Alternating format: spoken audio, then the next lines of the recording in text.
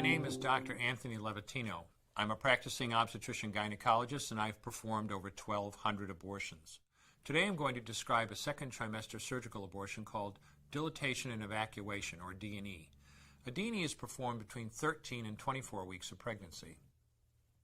After administering anesthesia, the abortionist uses a weighted speculum, like this one, that opens the vagina widely. Because second trimester babies are so large, this greater access facilitates a late-term abortion.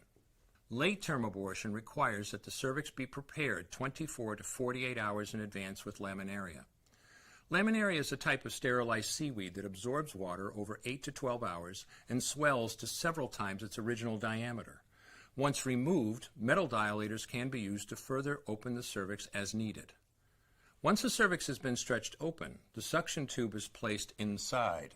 A baby at 20 weeks gestation is as big as the length of my hand, from head to rump, not counting the legs.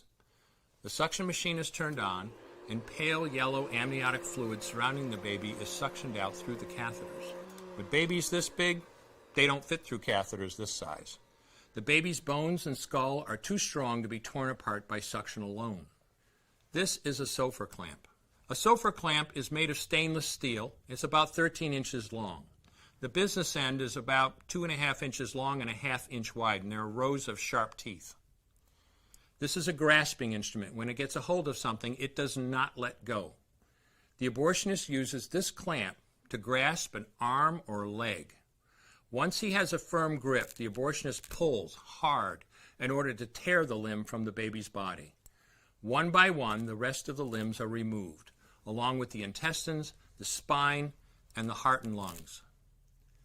Usually the most difficult part of the procedure is extracting the baby's head, which is about the size of a large plum at 20 weeks. The head is grasped and crushed. The abortionist knows he has crushed the skull when a white substance comes out of the cervix. This was the baby's brains. The abortionist then removes skull pieces. He removes the placenta and any leftover parts of the baby with a curette, scraping the lining of the uterus for any remaining tissue. The abortionist then collects the baby parts and reassembles them to make sure that there are 2 arms, 2 legs, and all the pieces. Once all the parts have been accounted for, the abortion is complete. For the woman, this procedure carries a significant risk of major complications, including perforation or laceration of the uterus or cervix, with possible damage to the bowel, bladder, and other maternal organs. Infection and hemorrhage can also occur, which can even lead to death. Future pregnancies are also at greater risk for loss or premature delivery due to abortion-related trauma and injury to the cervix. As I mentioned at the beginning, I'm Dr. Anthony Levatino, and in the early part of my career as an OBGYN, I performed over 1,200 abortions. One day, after completing one of those abortions, I looked at the remains of a preborn child whose life I had ended, and all I could see was someone's son or daughter. I came to realize that killing a baby at any stage of pregnancy for any reason is wrong. I want you to know today, no matter where you're at or what you've done, you can change. Make a decision today to protect the preborn. Thank you for your time. I will no longer do any more abortions.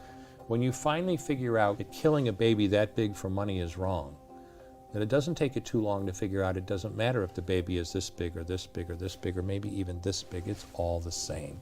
And I haven't done any since then, and I never will.